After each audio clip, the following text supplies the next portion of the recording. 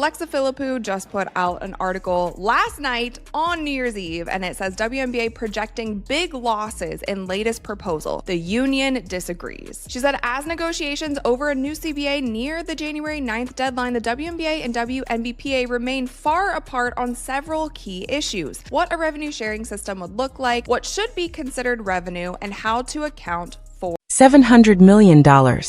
Yes, that's not a typo. The WNBA claims that if they give players what they're asking for, the league could lose more money than it has in its entire 29-year history. And with January 9th just 8 days away, the two sides are still worlds apart. But here's the twist. The players' union says those numbers are total fiction. So either the league is exaggerating financial collapse, or the players are asking for something that could actually bankrupt the WNBA. Someone's math isn't adding up.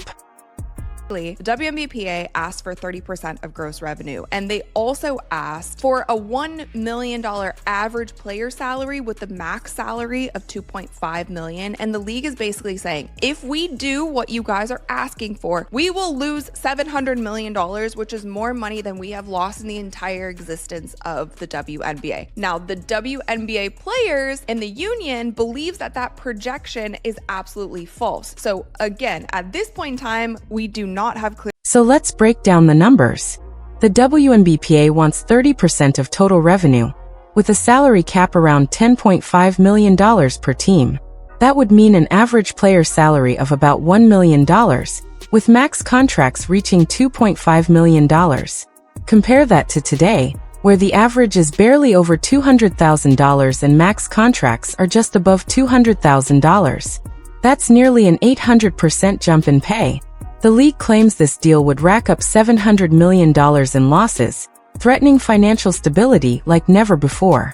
They are expanding teams. The league will soon grow to 18 teams. Portland and Toronto will debut in 2026, and Cleveland, Detroit, and Philadelphia recently paid $250 million each to join the league between 2028 and 2030. But the league considers expansion fees a transaction that generates zero net revenue. New teams are out the expansion fee, but earn a fractional share of future league revenue, while pre-existing teams get a portion of the fee, but lose a fractional share of future league revenue. I mean, I don't know, you guys. Through all of this, I feel like I've just become like a financial advisor, and to be honest with you guys, I'm not even good at math. All of this stuff is so confusing to me, and then on top of all of that, we don't even know what's true. Now here's where it gets messy. The WNBA just sold expansion spots to Cleveland, Detroit, and Philadelphia for $250 million each. That's $750 million flowing in before Portland and Toronto even join. The Golden State Valkyries just had a blockbuster inaugural season with sold-out arenas and massive fan engagement. So how can a league expanding to 18 teams and pulling in hundreds of millions claim it can't afford higher salaries? The league says expansion fees are a zero-sum game. New teams pay, but get future revenue. Existing teams collect fees but lose part of their future slice. On paper, it nets to zero, but the players aren't buying it, believing creative accounting is masking real profits. Point in time is it still seems like both sides are not coming to any sort of agreement. It seems like the union is sticking to this 30% revenue share. The league is saying we will lose $700 million, and that will threaten the future of the league if we give you guys this revenue share. And we've talked about it in previous episodes. I do think that there's a worry in the league that this success that the league has seen over the last 2 years could be a bubble. Like, 2 years is not enough time to prove how successful. Here's another layer nobody's talking about. The WNBA's ownership model is unique. The NBA owns 40%, WNBA teams own 40%, and outside investors hold the rest. That means the pie is already carved up before the players even see a slice. Investors want returns, the NBA wants profitability, and players are demanding 30% of gross revenue from a pie already split multiple ways. Reworking this structure? That's years of work, not the 6 months the CBA negotiations have had. little bubble, and they want more proof that all of this success can be sustainable. And you did see with the Golden State Valkyries, like they had a very successful inaugural season. And I think the league is also thinking like, okay, with these new teams, with these new fans that are getting season tickets and the new hype behind it, like we might have something here, but it might take a few years to get there. And we just can't risk the percentage of revenue share. And that's why, you guys know, I'm hoping. And here's the elephant in the room. 2 years of growth doesn't guarantee sustainability. Attendance and viewership soared. All-star votes smashed records. Merchandise sales exploded.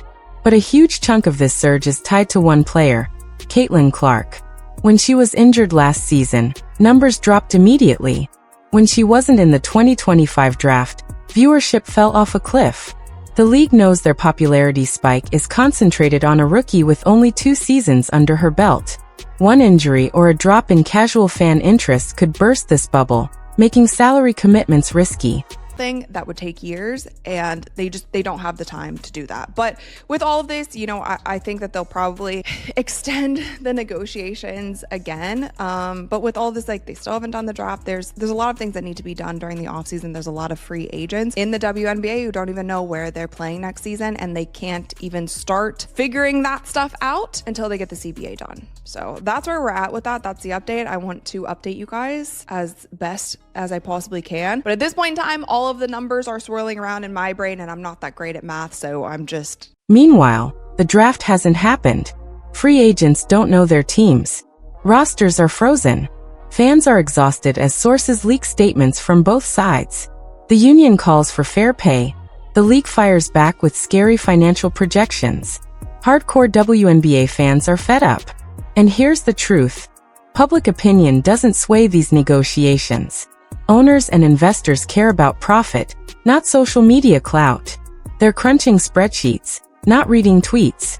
The beginning-ish of WNBA season, assuming that they have a WNBA season, but it seemed like she was just trying to rehab, trying to get better, and she ended up needing surgery. So hopefully this doesn't affect her career in the long term, and this surgery just gets her back to 100%. But with that, you guys, that's some good news, some bad news to kick off. So what happens next?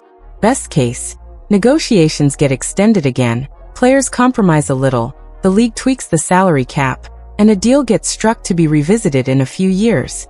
Worst case, a full lockout, number 2026 season, momentum evaporates, fans lose interest, credibility tanks, players lose a year of their short careers, and the league hemorrhages millions while alienating new fans. Middle ground? Everyone survives, nobody is fully happy, and the cycle starts again in a few years. But this isn't just about paychecks. It's about whether the WNBA can be a sustainable professional sports league. Players deserve pro-level salaries, the league must be profitable, and that delicate balance is now in question. The NBA subsidized the league for decades. That era is ending.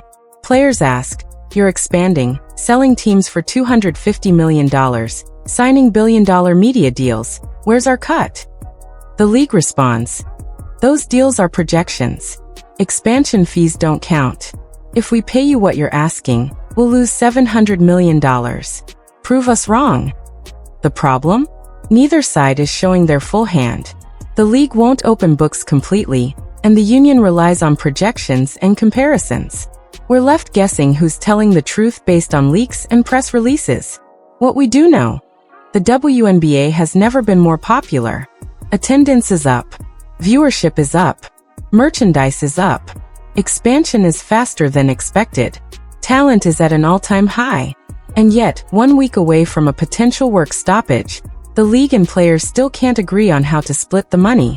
January 9th is the ultimate test. Will they extend again? Reach a last-minute deal? Or do we wake up to news that the 2026 season is in jeopardy? Players deserve fair pay. The league deserves financial stability. Fans deserve basketball. But someone has to blink first. With this much money and ego on the line, neither side seems ready, and the clock is ticking. So here's my question for you. Do you believe the WNBA's $700 million loss projection? Or is the league hiding profits to keep salaries low? Drop your thoughts in the comments, smash that like button, and subscribe with